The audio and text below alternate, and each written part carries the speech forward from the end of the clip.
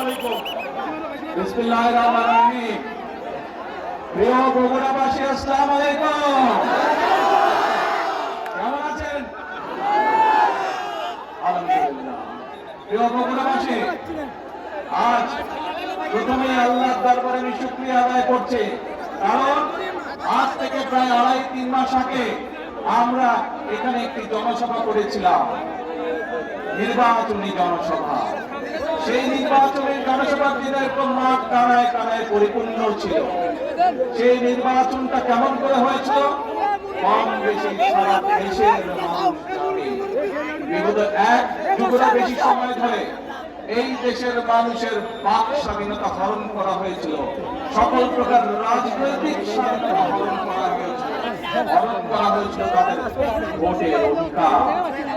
1 যুগের বেশি সময় ধরে বিএনপি সহ বাংলাদেশের সকল রাজনৈতিক দল যারা গণতন্ত্রে বিশ্বাস করে, বাংলাদেশের মানুষের ভোটের অধিকারে বিশ্বাস করে, সেই দলগুলো ধীরে ধীরে আন্দোলন গড়ে তুলছিল এবং 2024 সালে 5ই আগস্ট সমগ্র দেশের ছাত্র জনতা সহ সকল নারী পুরুষ সকলে রাজপথে নেমে এসেছিল এবং সেই দিন স্বৈরাচার পালিয়ে যেতে বাধ্য হয়েছিল।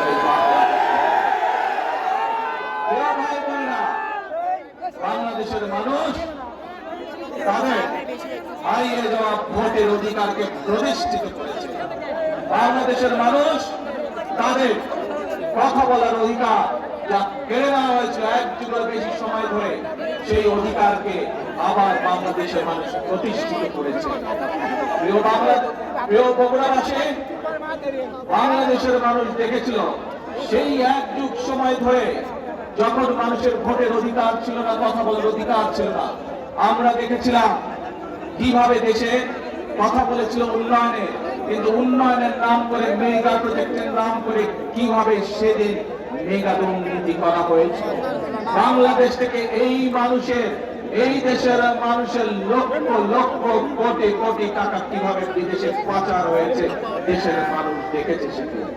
প্রিয় ভাই বোনেরা, বিগত ফেব্রুয়ারির 12 তারিখে এই দেশের মানুষ তাদের ভোটের অধিকারকে প্রয়োগ করেছে। যে অধিকার কেড়ে নেওয়া ছিল, ভোটের অধিকার প্রয়োগ করার মাধ্যমে বাংলাদেশের মানুষ রায় দিয়ে দিয়েছে যে দেশের মানুষ তাদেরকে দেশের দায়িত্ব আগামী 5 বছর দিতে চায় এবং 12 তারিখের নির্বাচনে বাংলাদেশের মানুষ পরিষ্কারভাবে বাংলাদেশ জাতীয়তাবাদী দলকে আগামী 5 বছর দেশ পরিচালনা করার দায়িত্ব দিয়েছে।